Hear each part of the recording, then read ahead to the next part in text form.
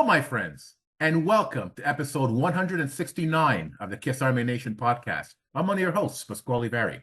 And I am Claudio. Welcome to the show, everyone.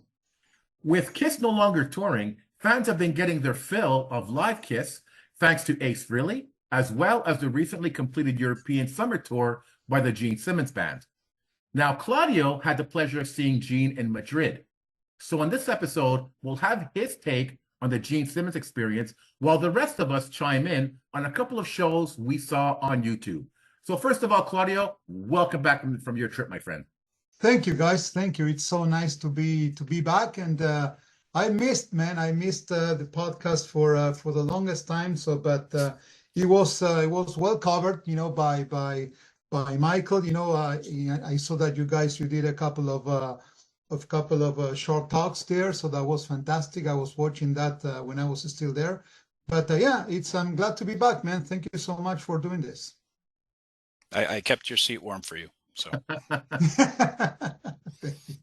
and of course, it is always good to see again, regular panelist, Patrick de Montigny, as well as recurring guest panelist Michael Burnasian. So good to see you guys again. Thanks for having us. Nice to see you. Yeah. So, Claudio, I saw a lot of your pictures from the Spain trip, and it was clear that you had such an amazing time. And I got to tell you right now, for the record, I wasn't jealous at all. I know that. No, I was really happy for you. So listen, can you give us a little summary of your trips? The sites you saw, the get-togethers, and of course, getting to hang out with the gang from Kiss Army Spain. Absolutely. It's going to be a pleasure. I'm going to try to not to make it too long. So it was a great trip. Actually, it was short but really intense. Started off in Madrid, visiting, the typical, touristic attractions. It was really hot. It was 38 degrees Celsius. So we walked a lot. We drank a lot of water and beer. And the next day we headed to Segovia, which I highly recommend, to anybody going to Spain. I didn't know it was so beautiful, a beautiful city full of history, where we visited, the Alcazar and the aqueduct, and we had a fantastic meal too. You eat well and you drink well everywhere in Spain. And the next day was the big day, because the Kiss Army Spain, shout out to Javier, Mauricio, and Alex. They had organized a get-together, including lunch, for 60 Kiss fans. Wow. Before the show, before Gene's show. And, the restaurant was right in front of the venue, so that was really convenient.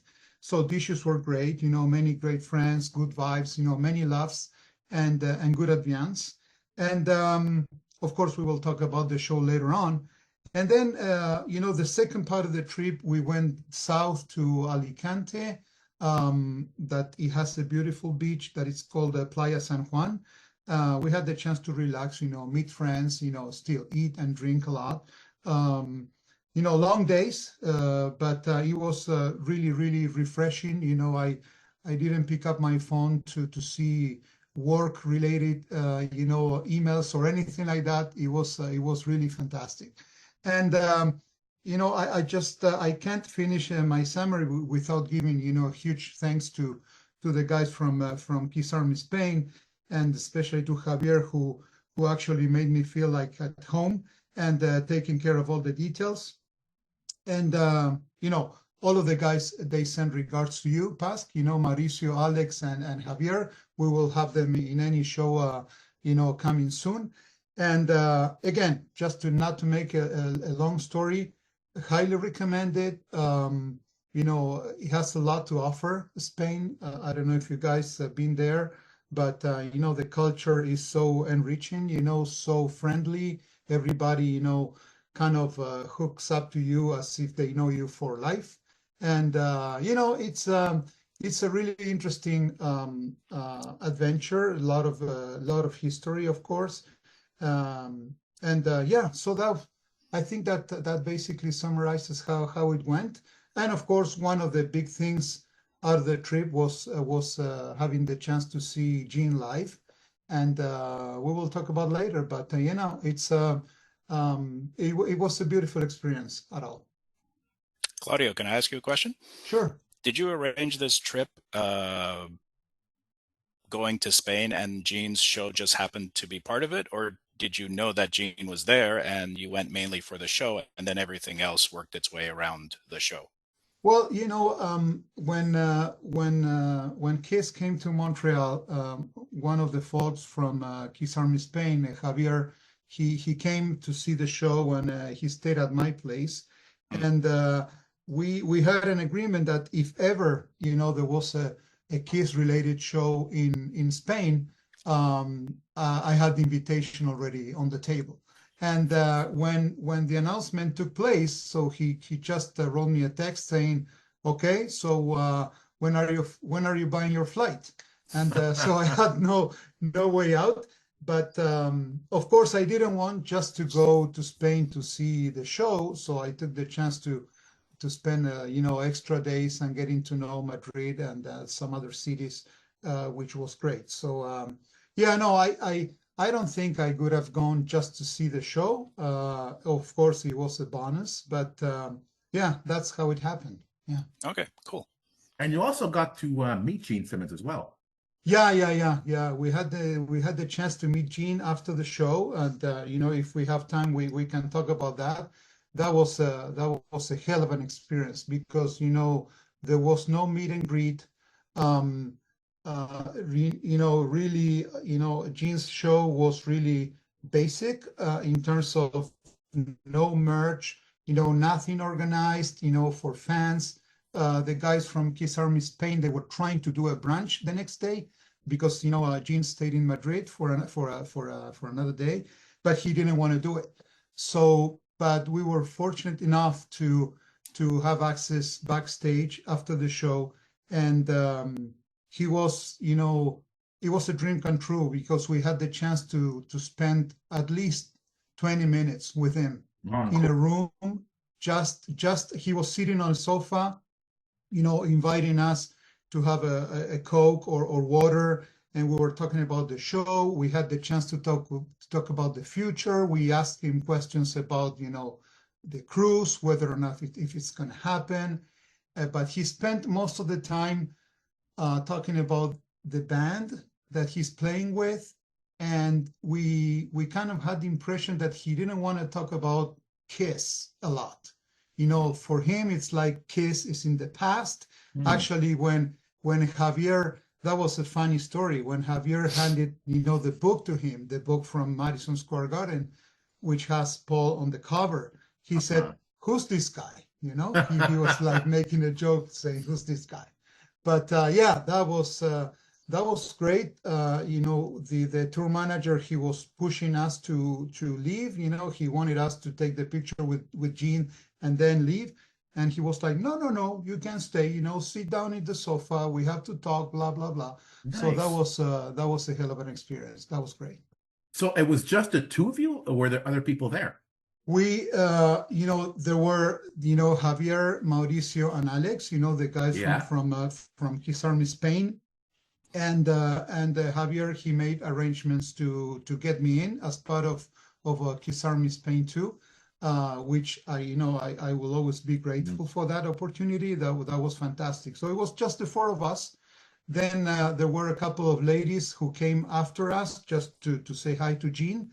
But that was it. So there was no meet and greet or anything like that. So, and then when we left the room, we had the chance again, which is another highlight of the trip, to spend at least half an hour talking to Brian Tichy, the drummer. Right. He was telling all kinds of stories about, the Dead Daisies and, how he feels about playing with Gene and the big influence that Peter had on his way of playing.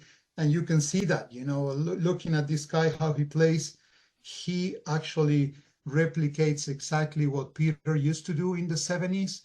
And a very cool guy. Then we happened to cross Brent Woods also. These guys, they're moving fast. They're not bringing a lot of equipment. It's really, as I told you, past really minimalistic. They go from town to town, very fast. No logistics. And this is something that Gene actually mentioned. He said, "I don't miss at all all the logistics that came with Kiss. This is very simple. I come with my pick. I play my bass, the only one bass.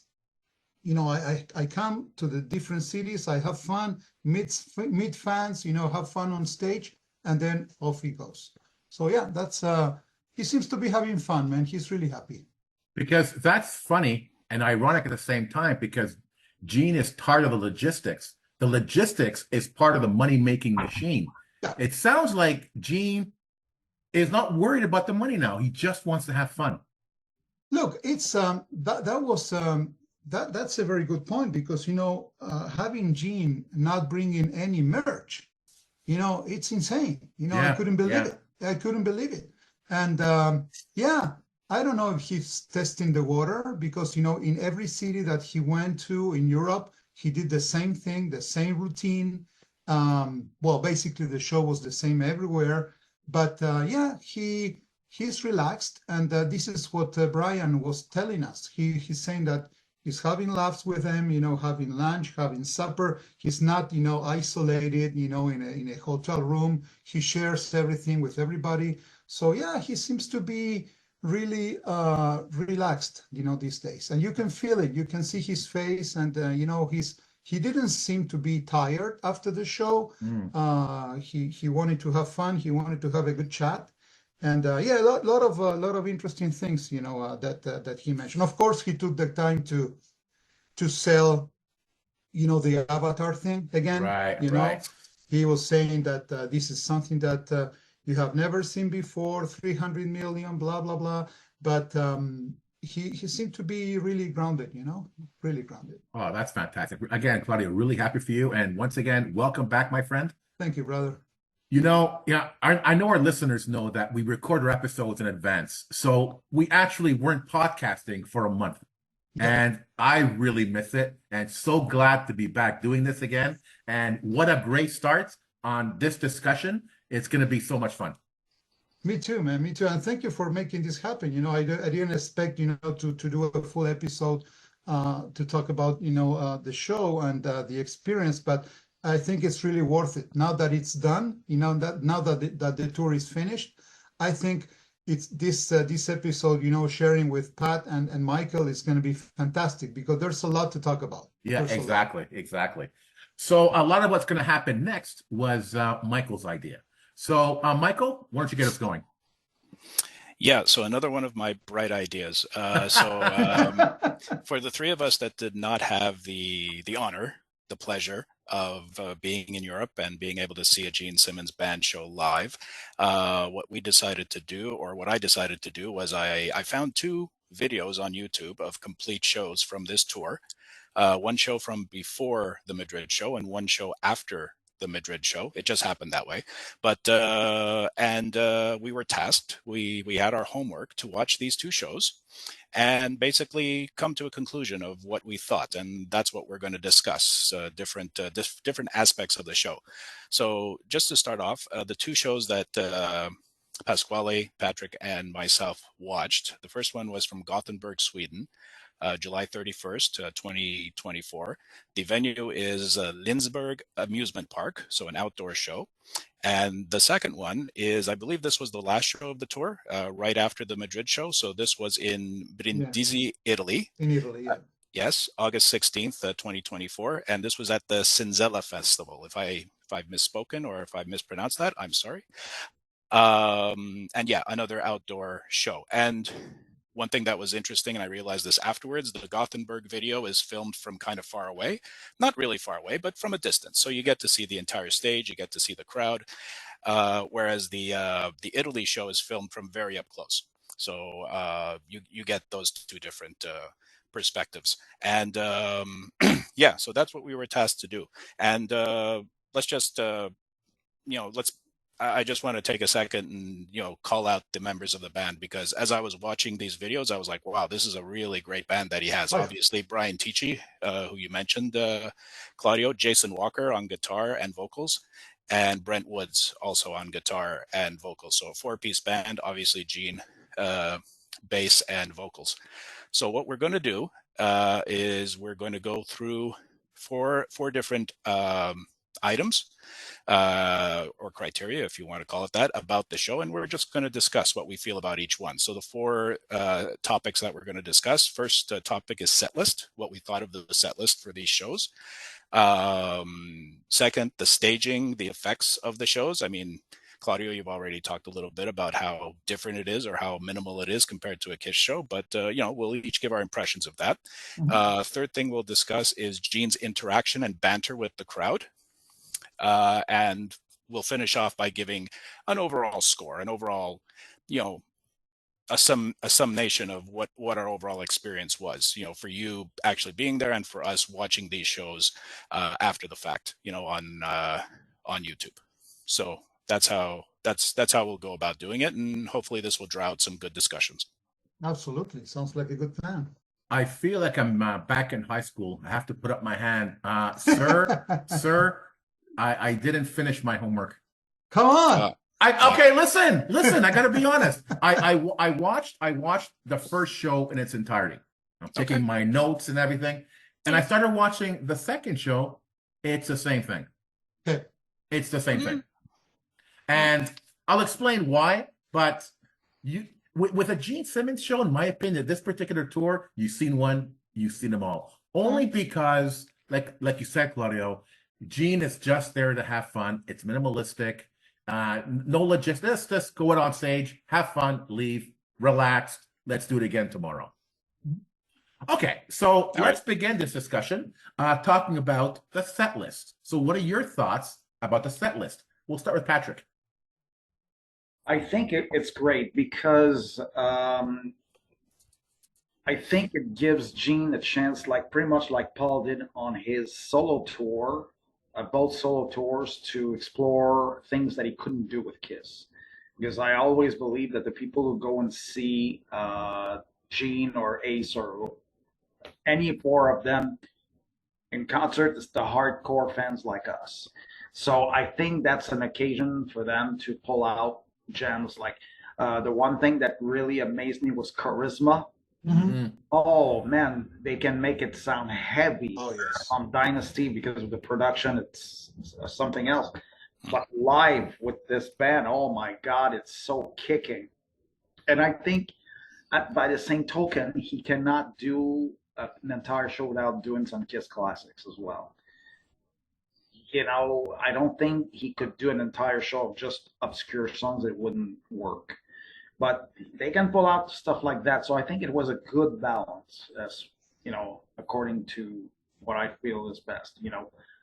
Keep the hardcores like us happy, and the others who are being curious, they can know a few songs like Shout Out Loud and Deuce, of course. Some people suggested he should have opened because the introduction was with the intro of Radioactive. Yeah. Some people say he should have started the show with Radioactive. I don't know about that, but to play it somewhere in the set list, maybe. So yeah, I think the set list works, at least for me. And the fact that he pulled out something Kiss never recorded, Are You Ready? I honestly thought he was covering an AC/DC song, and I thought, well, it's a show, he can do what he wants, but what's the purpose of it? So I was glad to find out that it was something that there's a bit of how can I say, something that you don't expect. It's minimal. There has to be some few surprises, at least, that make you're at the show and you go, oh, right, cool, you need that, even if it's minimal. Patrick, you mentioned that they have to play some Kiss classics, but how did you feel about him playing House of Pain or Ace of Spades? Again, probably being in Kiss, he couldn't have done that. But whereas now as a solo artist, I'm saying, why not? Why not do a cover? I mean, you go and see shows, and even Metallica does covers. So I think in a sense, he can pull it off. So personally, I would have preferred to hear, something off his solo album, or even off A-Hole or whatever. But probably, because I gotta say, I play some music, and Ace of Spades is a fun song to play. Oh, yeah. It's probably for the heck of it that he did it, in my opinion. House of Pain, I think that was the history, as you said in the intro. There's a bit of a history there. So I think, why not? Okay. Michael, what are your thoughts?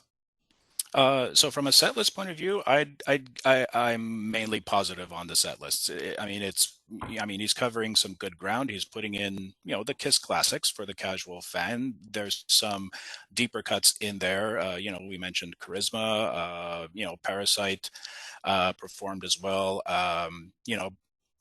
The only thing that I wish he could have done, and Patrick alluded to this, is perhaps included a song from his '78 solo album. For some reason that seemed like an obvious thing, and yet it wasn't there. In the Gothenburg show, they did perform "Weapons of Mass Destruction," one of the few good songs on A-Hole. Mhm. And as for the covers,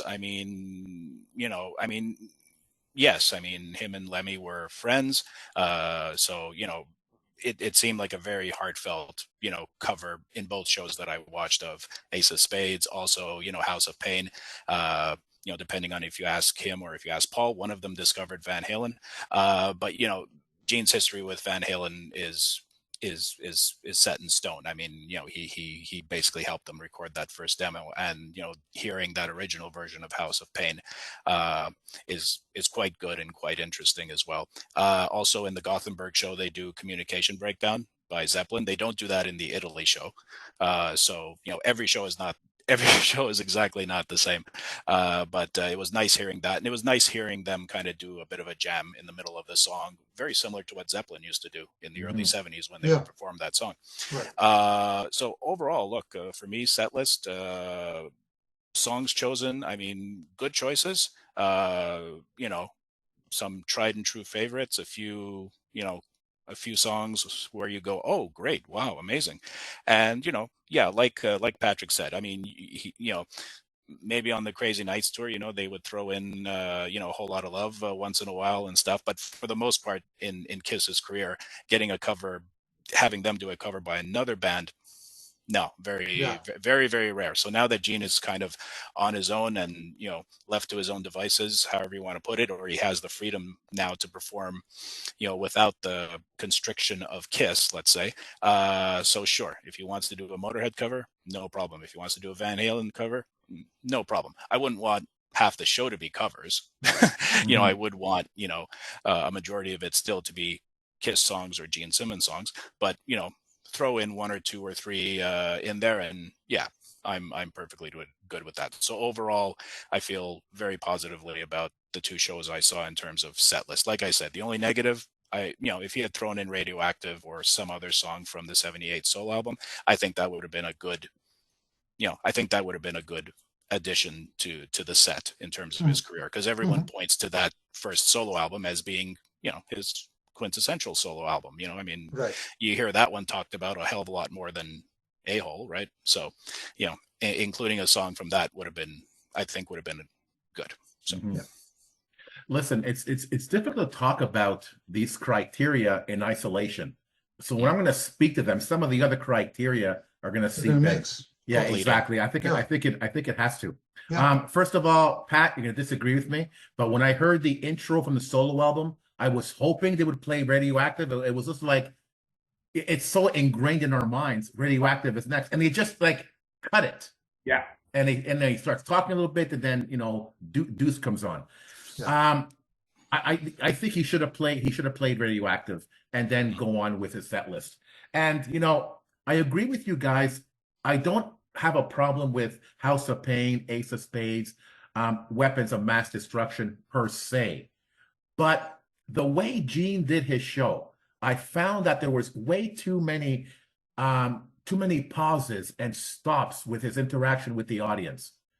And I think playing something like House of Pain, Ace of Spades, Weapons of Mass Destruction are musical pauses in the show that I found slow the show down even more.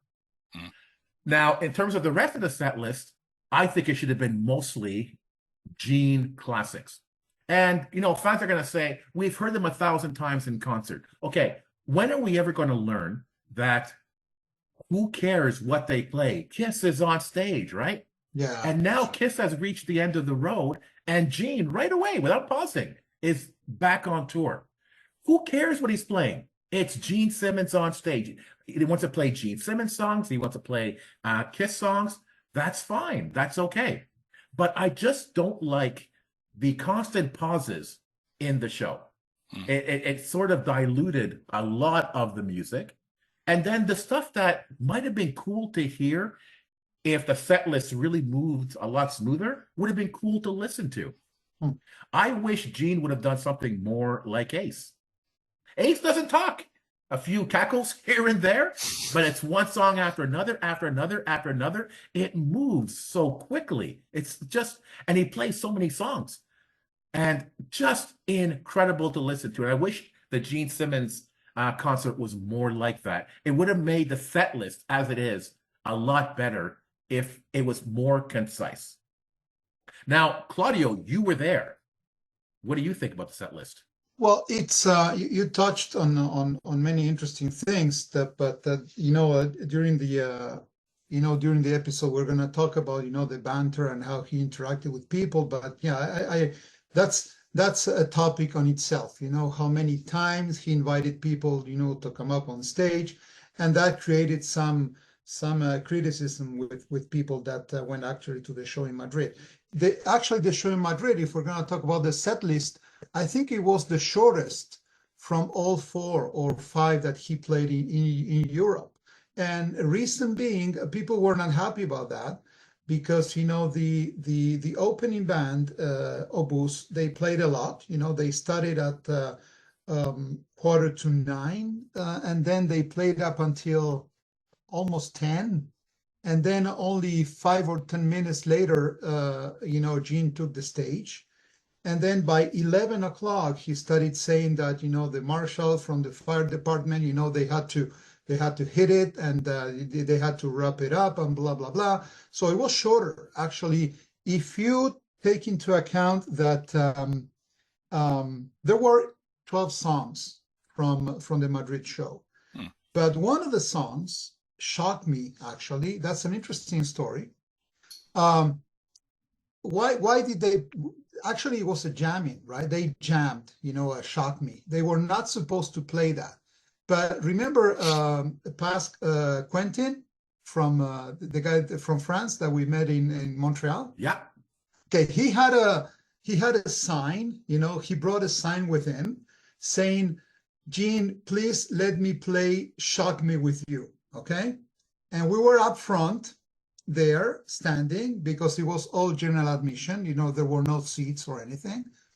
So he pulled out this sign, and Gene read it because we were up front, and he's like, in a loud voice, "Please let me play Shock Me with you." And they started jamming, Shock Me. They didn't invite Quentin to play.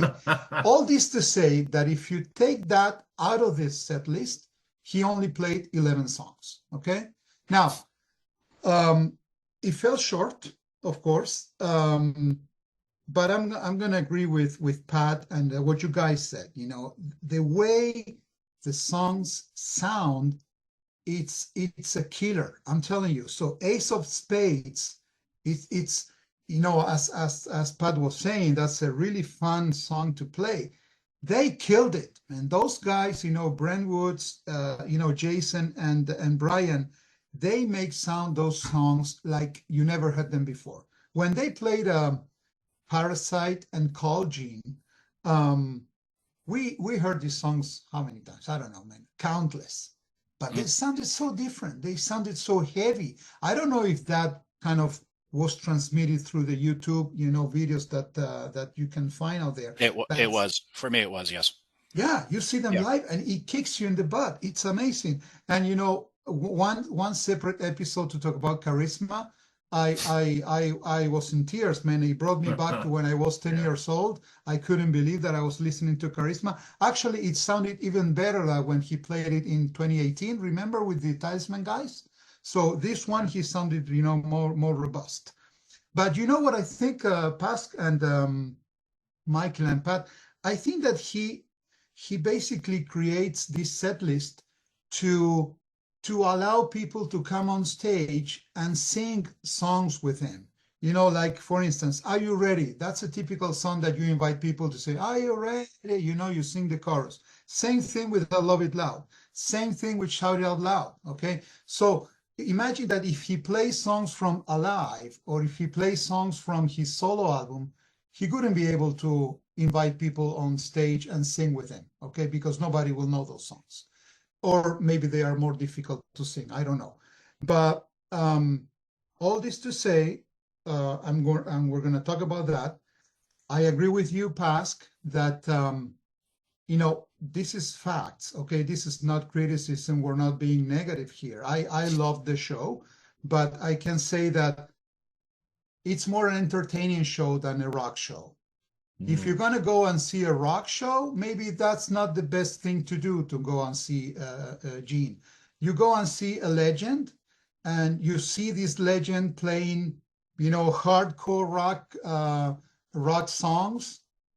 And at the same time, you see this rock legend laughing with kids, goofing around with girls on stage. It's an experience, okay? And we always talked about that past, it's an experience, seeing Kiss.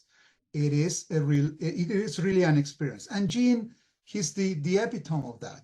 He's the big seller, of Kiss. So this is what he did.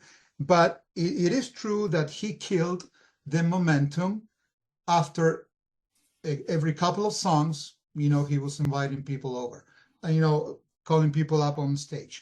That was a bummer. And with the show in Madrid being shorter, some people were not very happy. But at the end of the day, I was happy, and I was grateful to be there.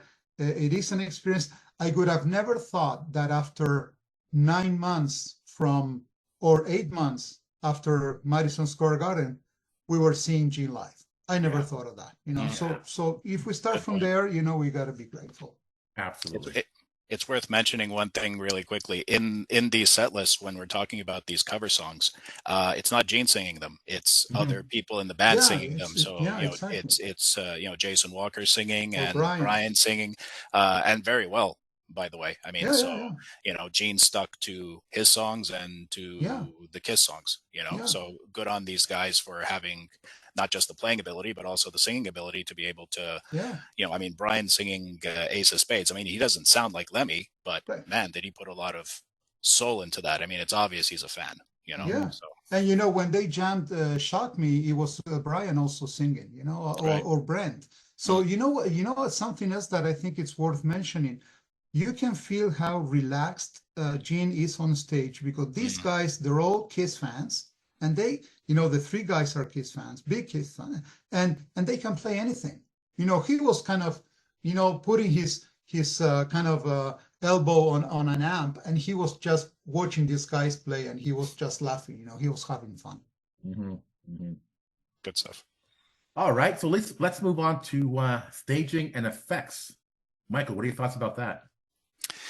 So we've kind of already touched on this, but I mean, if you want to see the antithesis, I hope I pronounced that right, of a Kiss show or a traditional Kiss makeup show, this is it, okay? A band walking on stage in street clothes or regular clothes with their instruments, a backline of speakers, and a light show. That's it. I mean, the only equivalent I could think of in the Kiss world to this kind of show would be, either of Paul's solo tours or the Revenge Club tour show. That's it. They walk on stage, plug in, off we go. That's it. Even during the non-makeup years, you can't compare this to your typical Animalized show or your typical Lick It Up show or even Crazy Nights or Hot in the Shade. I mean, there's props and there's fireworks and there's bombs and stuff and whatever. This is just a band coming on stage with a set list that is not set in stone. We can play around with this a little bit, depending on how things go, depending on if someone has a shock me sign in the front row, and off you go. So that was great to see. And again, this is another positive for me. So some of the notes I took: straightforward, no frills, speakers and lights. That's it. And the opposite of Kiss. That's it. So, as you were alluding to, Claudio, Gene seems to he doesn't want to be not tied down, but he doesn't want to work within the framework of what Kiss worked in, so highly choreographed, very entertaining, and very musical, but at the same time, very choreographed. Okay, this effect has to go off at this exact point, and I have to be standing right there or else, that kind of thing. I mean, there was nothing in these two shows that I watched that made me think, okay, Gene's really got to be on the ball right there. No, I mean, No, it's not like at he all. could be over there. He could be over there. He's still playing, whatever, he's got to be at the microphone when there's lyrics to sing, but that's about it, you Yeah. know? So yeah, this is another positive. I mean, like, I'll take a full blown Kiss show any day, obviously, but this was also very nice to see. And let's be honest, as I said, it's been done before. I mean, Paul did Yeah. 2 solo tours and Gene did solo tours, right pre-COVID, before the end of the road tour began. So it's nothing new. So I mean, this was kind of expected of him, to do this kind of show and to kind of lessen the pressure or the stress of having to put on what is typically wanted or needed of a Kiss show from diehard or casual fans. So another positive, very positive on staging and effects for me. Okay. Pat, what are your thoughts? Yeah, I think he proved once again because, just like what Michael was saying about the Revenge Club tour, I did attend the Toronto show, and it was one of the best Kiss shows I've ever seen, only because of the energy that was there, and they were extremely raw. We knew by then that they had gone through many things, and they wanted to be back, so they had that hunger. So they didn't. It proved that the Kiss music can stand on its own without the visuals and without all the aspects of what makes Kiss what it is. So I think for me, the Gene show is probably, how can I say that, proof of that, that Kiss musically worked. Like how many times have we heard in the past critics go, if it wasn't for the makeup and the show and everything, it wouldn't work because their music is terrible or whatever, and it's not the case, especially now. And he surrounded himself with great musicians, so he's, it's so good. Like I said, I go back to that example of charisma. You listen to the first, few notes, and you don't notice that there's no bombs or the guys aren't, overly dressed, or you go, man, this is good. So it's pretty back to basics. Yeah. And I think it's good for that. You don't expect. I mean, if Gene walked out in makeup still and with the other guy, it wouldn't work. So I think it's better for him to do it like that, and it works. Totally works for me. I mean, I don't see anything negative with the fact that the show is minimal. I can't help compare the Gene Simmons show with an Ace Frehley show, because the Ace Frehley stage show was also very basic. Yeah. But at least there's some kind of light show. There's a smoking guitar. There's something to see visually. There wasn't any of that at a Gene show. But like you guys said, that's okay, because, yes, I agree, Pat, Kiss music is very powerful. You don't need all the theatrics. The music does the talking. But again, I got to go back to the banter. It's the constant pauses that took away from the power of the music. It's like driving a sports car. You get into that car, you put it in gear, and you're going, man. But if it stalls every 5 minutes, it takes away the energy and the power and the enjoyment of that ride. And that's how I saw the music in this case. And Michael's laughing at me because I'm constantly bringing up the banter. But that's what I saw when I was watching the videos. And if we're talking basic, again, Ace was very basic, but the music was so powerful. Fans were complaining that they weren't playing Ace songs, they're playing Kiss songs. But man, when they played those songs live, it was so powerful. When we saw the Bruce Kulick band on the cruise playing the 80s stuff, it was so powerful. You didn't need all the staging. But my God, if you're going to play that song and give it power, play those songs and give it power. Don't stop every 2 minutes. Yeah. It just took away from the feel and love for the music for me as I'm watching it on YouTube. Claudio, you're watching it live. What are your thoughts about the staging and stuff? Well, I loved it. I liked that it was sober, that it was simple. It was very rock and roll. Even though I said before that it was it's an entertaining show than rock and roll. But from the aesthetics point of view, it's really rock and roll. It's all black and silver. No color lighting or anything like that.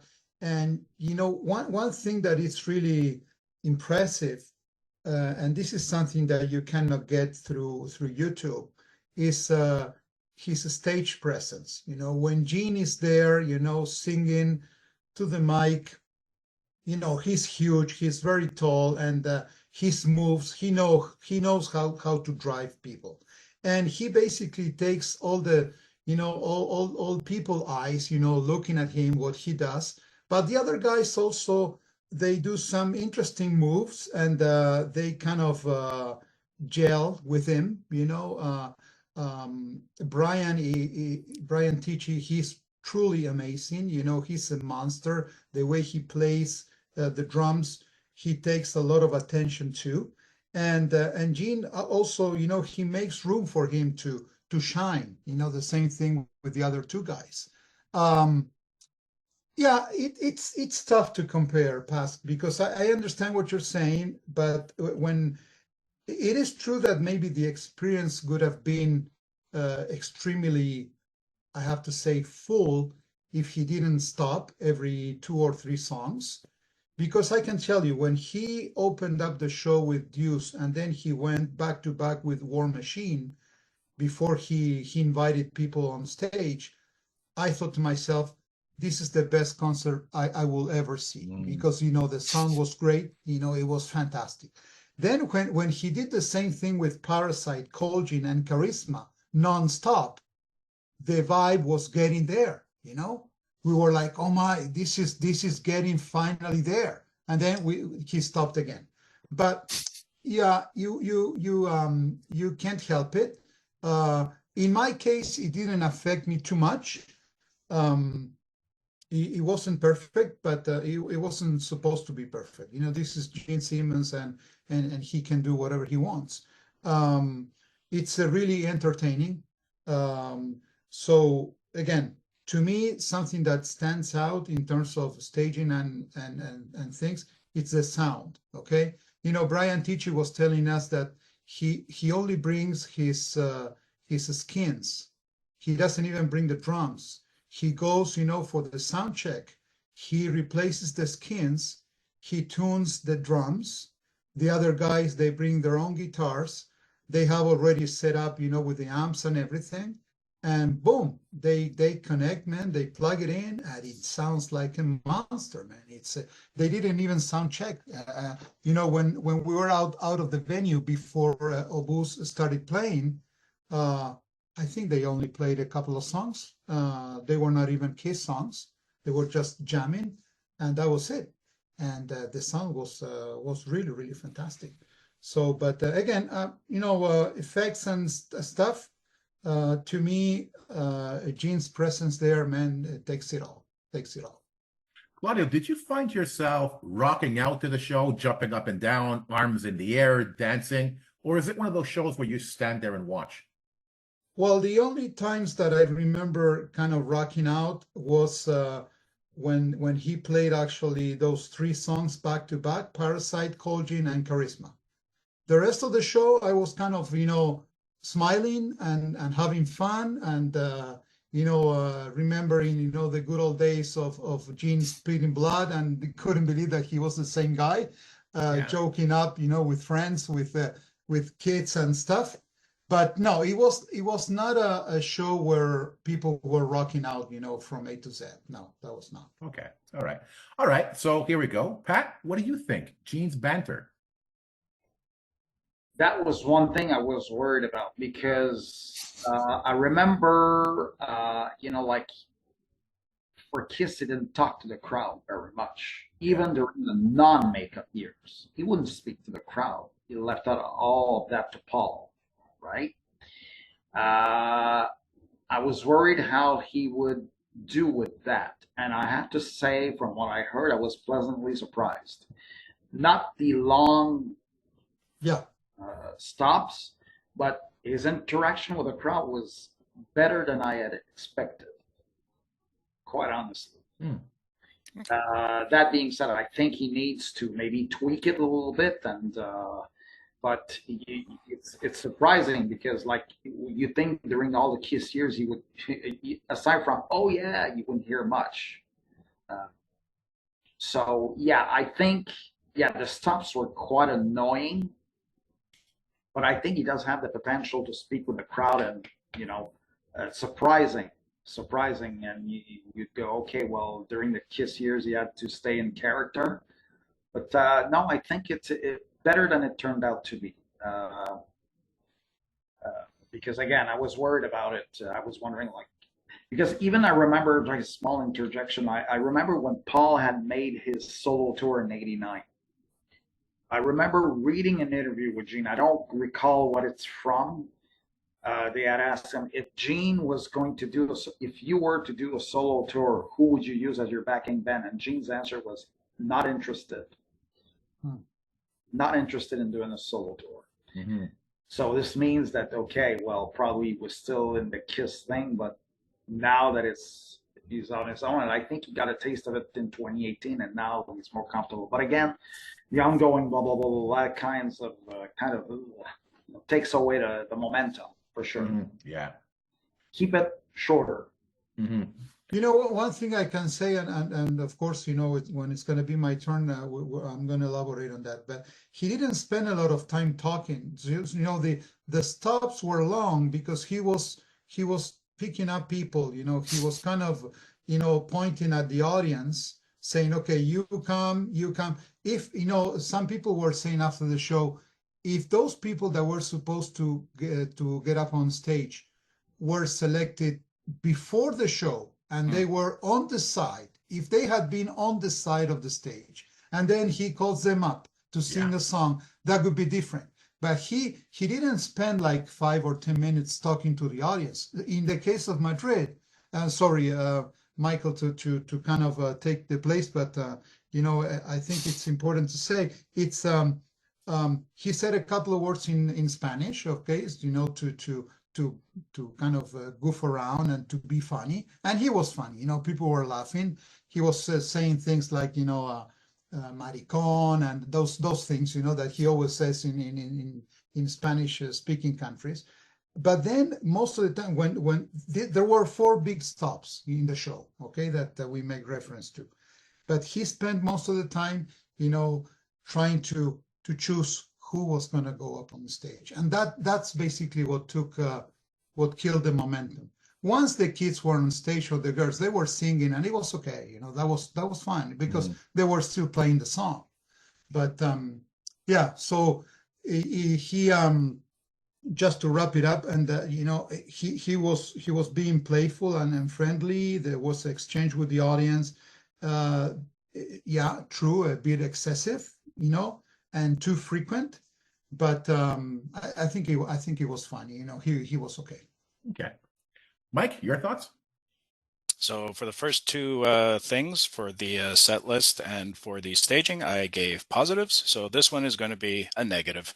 Honestly, watching these 2 shows and watching Gene's banter and interaction with the crowd overall, it just made me appreciate Paul Stanley even more. I mean, this man, if you didn't think it before, you think it now. You know, he's a master of ceremony. Okay. He's got a PhD in being a master of ceremony. Okay. The ringleader of the circus, you know, you know, over the years, doing it over and over and over again, it became clear that Paul was the one who had that ability, you know, as we've said already a time or 2 here, you know, with Ace as well, you know, there's not much talking going on, song, you know, and, you know, with Gene's banter overall, I mean, what I thought was when he would do things like introduce Ace of Spades, talking about Lemmy, he was being serious and heartfelt about it.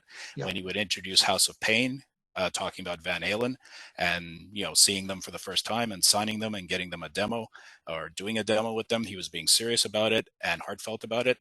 Those went over very well. When he was trying to get people on stage, whether they be kids or anybody else, girls, yeah, I agree. That kind of sucked the momentum out of it a time or 2 during both shows that I watched. Yeah, I mean, I mean, what I wrote here, when he was trying to be funny or goofy, it would be hit or miss. And at times, even I found some of the things he would say cringeworthy. Mhm. But Yeah. Uh-huh. but it's Gene Simmons, but it's also the 21st century. Yeah. Um, Yeah. you know, bringing people on stage, hit or miss. I wrote here, it felt at times like I was watching rock and roll fantasy camp. Yeah. You know, it's like, hey, come on stage and play a song Yeah. with a big rock star, and then you'll feel like maybe you can do it yourself one day. I will say this as a positive. I mean, in the Sweden show, there were a couple of times where people came on stage and played guitar. You know, I think one was during Parasite and another one was during Cold Gin. That worked well, you know. Other times when he was trying to bring little kids on stage to sing "Are You Ready?" and he's trying to teach them what to sing, Yeah. it's Yeah. like, I'm like, okay, is this going to happen or what? You know, kind of thing. Yeah. So it was, you know, like I said, hit or miss. Yeah. So if that could be tightened up a little bit, if he could be maybe a little less goofy, less cringeworthy, you know, kind of make that a little bit more concise so that the show flows a little bit better. Like, I have no problem, you know, the fact that I watch these shows on YouTube for free, but if I had paid money and gotten on an airplane and flown to another continent to watch this show, and that was the show I got, I might have been like, okay, that was, you know, I might have been like, not completely satisfied, you know. So this is the one of the three we're talking about here: set list and staging and interaction. This is the one where I have to give a negative on, you know, room for improvement. Let's put it that way. No, Mike, like you said, you really appreciate more Paul Stanley as a frontman. He's a And genius. yeah, He's a genius. and I've seen like you a lot of concerts, and I see some of those artists up on stage. They cannot do what Paul Yeah. does, or Mhm. David Lee Roth. What David Lee Roth does, oh my God, you In know. his heyday, yeah, for sure. Yeah, Yeah. for sure. But you know, being a frontman, it's an art. It's a craft that you have to work on. And Paul worked on that for his entire career. You just Mhm. can't go up on stage and wing it. Yeah. And that's what Gene does. He wings it, Yeah. right? And I understand if the show is basic, you go up there and have fun. But if you're going to be a frontman, you have to do some preparation for that to move the story forward. And it's not moving anywhere, number one. Number two, like you said, Mike, some of those cringy comments he was making, though, you know, girls with low voice and guys with a tough voice, get that machismo nonsense out of your head. What's that? You know, that just, sorry, it pisses me off. Come on. Mhm. We're living in 2024 here. That nonsense is long gone, you know? But that's just the thing. He doesn't think. It's just Gene, you know? And I'm sorry, but if you're going to be, you know, entertaining kids, that's the message you want to send them as a teacher. It's like you got to be careful what you say in front of kids. Gene, you're an entertainer. You should also be careful what you say in front of kids. You know, so you know, a front man, Gene absolutely is not, and I can almost see his thinking behind this, right? Because it's like the show is very basic, minimalistic. But you know what's going to be cool if we have people up on stage? It sort of makes up for the lack of structure in the show, and that would be so cool. Yeah, that would be so cool for the 4 or 5 people to go on stage. That's great for them. They're never going to forget it. But for everybody else, I'm sorry, who cares? And like Claudio said, it's true that if they had them on the side and it was sort of like part of the show, Ready to it go. was all prepared, that would be a lot smoother. I mean, Paul did that at his Kiss shows, right? When he had the little girls come in and play guitar and stuff. And I remember thinking, oh my God, that's so cool. That little girl is so lucky for the rest of her life. He's going to remember that. That was a special moment in the show. Hmm. It's not such a special moment in this show because there was too much of it. Hmm. So, you know, Claudio, I don't know how much you paid for the show, and you know, what you paid, you know, was it worth it? Because from what I saw, I don't think it was worth it. And I don't want to see a bunch of strangers play on stage. I want to see Gene up there. And if the show's only like an hour and 50 minutes, an hour and a half, I want to see as much Gene as possible. Don't waste my time. I'm sorry, but with these other strangers up on stage who are having their moment, but everybody else is like, okay, well, what about me? You know? But again, Claudio, you were there. What do you think? Let us have it. Well, I think we covered it all. So I jumped in before Michael. So I basically for the banter and all the stuff, I think we pretty much summed up what we wanted to say. Yeah, that's to me that's the only negative thing about the show. But still, when you're there in the venue, you kind of I wouldn't say that you accept it, but you go okay with it. You're there, you're living the experience. You don't know what's going to happen, but something that it's actually interesting is that if we make the comparison with some of the Kiss shows, we were saying that it was scripted and the set list was always the same and blah blah blah. So then we were saying, well, you don't have the right to complain because you know what you're gonna get when you go and see a Kiss show. In the case of Gene, it's the same now. So I thought that maybe he was going to change something, but now looking backwards, when I see all of the previous shows before Madrid, he did exactly the same thing, and in Italy he did the same thing. It doesn't mean that it's right or wrong. It is what it is. So if you're going to go and pay for it, well, that's what you're going to get. Of course, there's always room for improvement, and there's always good things that can be done. But that's Gene's show today, and the same thing that Ace is doing. Ace is doing the same show, everywhere he goes, and that's an Ace Frehley show. So yeah. I don't know. I don't know what to say about this. It's it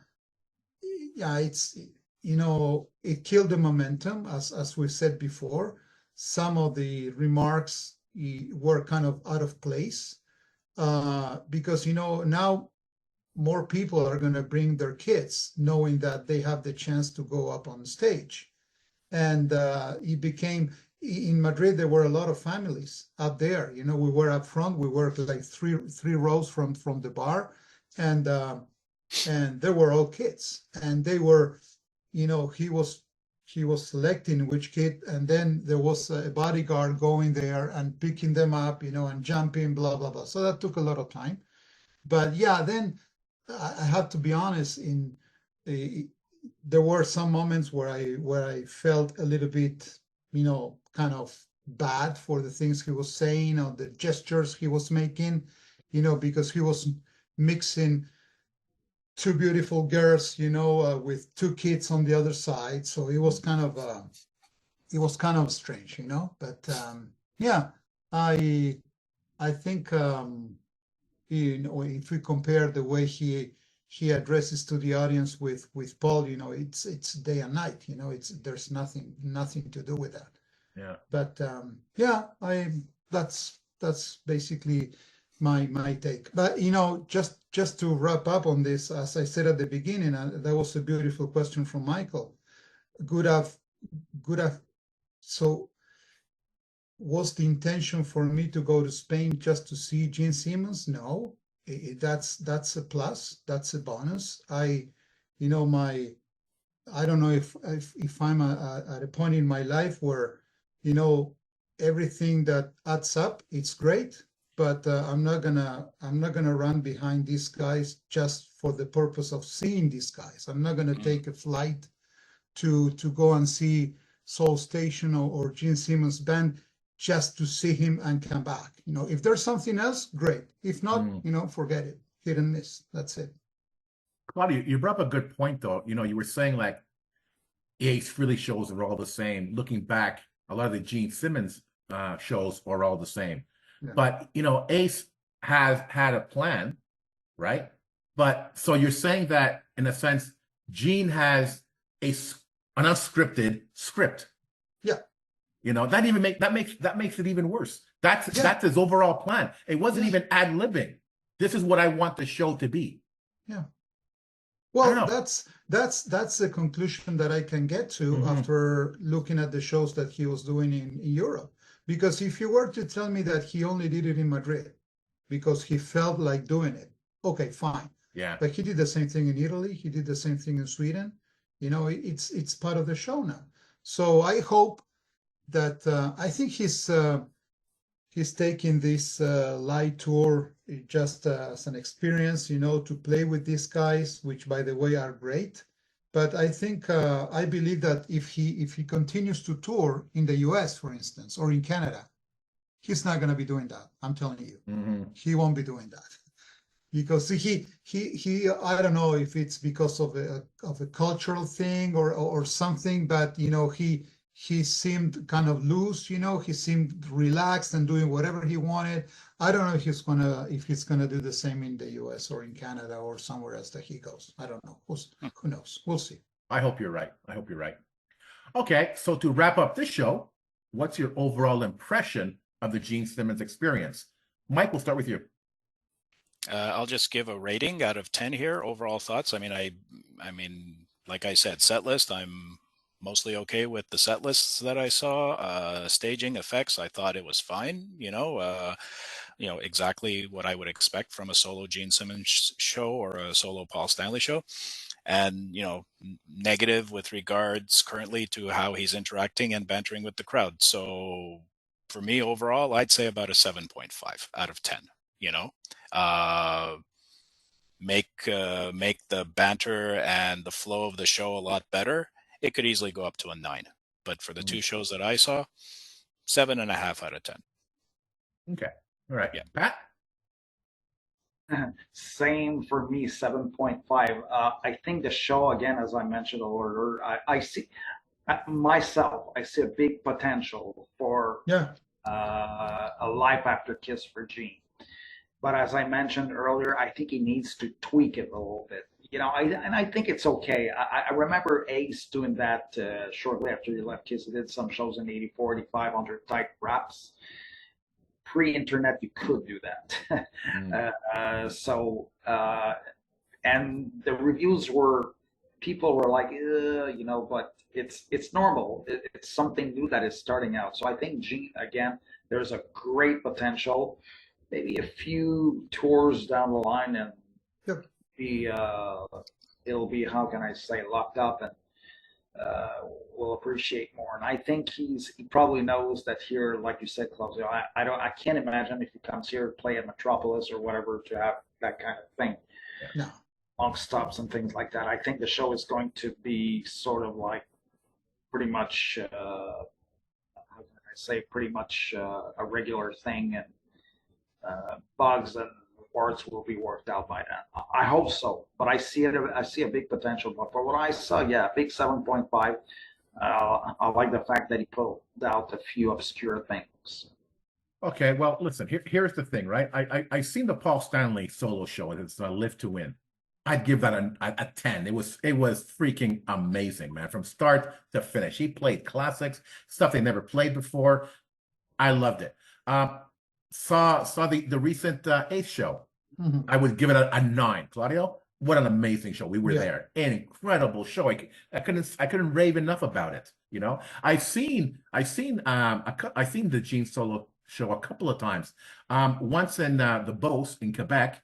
I was actually on his birthday a few years ago, and what an amazing show. It was tight, song after song after song, and only at the end did he bring everybody up, as many people as could go, and play on stage with him. But he played the song, and everybody else sort of chimed in and danced. Okay, that was so cool. My girlfriend was up there. Amazing. You know, that was amazing.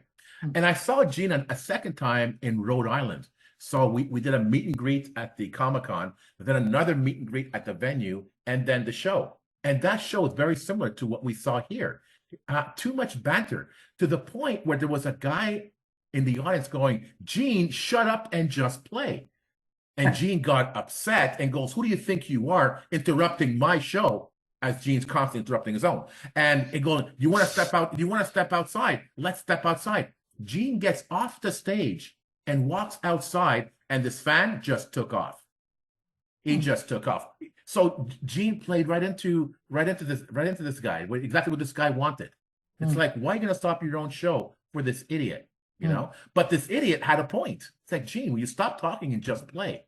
You know? So I agree with what Claudio said. You know, would I travel hundreds of miles, get on a plane to see this kind of show? No, I wouldn't. And listen, I've seen Kiss at least 77 times. I'm okay if I don't see them. It's okay. You know, I've seen 2 of Gene's shows. I don't have to see it again. What I can't get enough of is seeing other Kiss fans at a Kiss event. For me, that's what makes it special. So I would travel a couple of hours to see a Well, Gene that's show. what happened in New York. Yes, and that's exactly what happened in New York. That's right. Right. So I would travel a couple of hours by car to Yeah. see a Gene show because I want to see the fans. Right. You know, but if he does anything like this, I wouldn't go further than 2.5 hours to see the show, and I wouldn't pay more than like $50. Come on, Yeah. you know. Yeah. You know. So Claudio, again, you were there, man. True. Your overall Well, opinion. I made a list of, we touched on this, you know, with the conversation, but I made a list of the good and bad. So to me, you know, the good is that the band actually wants to sound like 70s Kiss with Ace and Peter. I'm telling you, when you see them live, when you hear the way, you know, Brent Woods plays the guitar, you know, his effects, the way Brian Tichy plays the drums, you know, paying respect to every single drills and feels from Peter Criss, you know, that's a hell of a, that in itself, it's a different show. So to me, that's a very positive thing. Gene's vocals, amazing experience, man. I have to tell you that he sounds great. The drummer, well, we already talked about that, you know, completely unhinged, you know, perfect. That's the band, even though, you know, it's hard to believe that they only played two or 4 or 5 different shows together. They sound really, really tight. And Gene's bass playing is also up notch, you know, up to top notch, fantastic. The bad, in the case of Madrid, only 11 songs, 8 of which have been played extensively, you know, endlessly in the Kiss set list. Calling people up on stage, you know, doing the ladies versus men call and response. You know, it was fun for a while. At the beginning, you know, the first time I wasn't expecting that it was going to be like 4 or 5 times. It was fun at the very first time, but then it went on and on and on. And I was looking at the other guys in the audience, and they were feeling the same way that I was feeling. The show started a bit late. That's a bad thing. So that's why they had to stop before. And as I said before, he killed the momentum, you know, as a rock show doing this after every couple of songs. Having said that, I have to say that it's still fascinating to Gene see live, you know, his presence, his voice, and his bass playing brings back so many memories for us, for Kiss fans. You know, when he started playing Charisma, to me, that paid a ticket. And of course, it was because of what we talked, it was a little bit different. But I think that for Kiss fans, and especially if you're a Gene Simmons fan, it's still effective, attractive, and a memorable experience. Very well put. Very nice. Very nice. So, guys, once again, thank you so much for coming on the show. Mike, Pat, always a pleasure to have you guys on. Thank you so much. Claudio, once again, welcome back, my friend. You know, 1 month, it's been too long. It's been great to get back into podcasting and get the momentum going again. And what a great first episode to be doing that after a month. A really fascinating topic. Great to see it from your point of view, from a person who was there, you know, us who just saw it on YouTube. But a really great discussion on the Gene Simmons Experience. I hope our listeners enjoy this. Absolutely, man. You know, I have to, you know, gotta be grateful, you know, for the opportunity, you know, to share with you. Who else, you know, who else I was going to share it with? You know, it has to be you guys. And I think it's great to compare, you know, with someone who was there and what you see on the net. But still, I think it was a great discussion, and I fully appreciate, you know, points from you, Pas, Michael, and Pat. Very valid points, and I think that you guys, you were able, even through YouTube, you were extremely, you know, able to capture the essence of what the show was. You know, even the sound and the staging and you know, the banter as we discussed. But yeah, that was a great way to sum it up. You know, and hopefully. We're going to see Gene live really soon. He confirmed that he's going to continue touring with this band. He already signed another tour in Europe for 2025. Oh, wow. he said that 2025 also, just to wrap it up, that the cruise will happen. Maybe it's not going to be called the Kiss Cruise because now they cannot use the word kiss anymore. Maybe it's going to be the cruise. Who else? No, great to see you guys again. And I missed being part of this great discussion. So thank you so much for all of you guys. All the three of you. Thanks again. This was a blast. To the KISS Army, we hope you enjoyed this episode. If you have any questions, comments, or ideas, please send them to talktome@kissarmynationpodcast.com. Until the next time, remember, never stop rocking. Take care, everyone. If you enjoyed this episode, check us out on Facebook, Instagram, and X. You can watch us on YouTube or listen to us on Podomatic, Spotify, iHeartRadio, or wherever you listen to your favorite podcasts. This is about you, so please like and subscribe to support the amazing guests we have on the show. See you soon, KISS Army.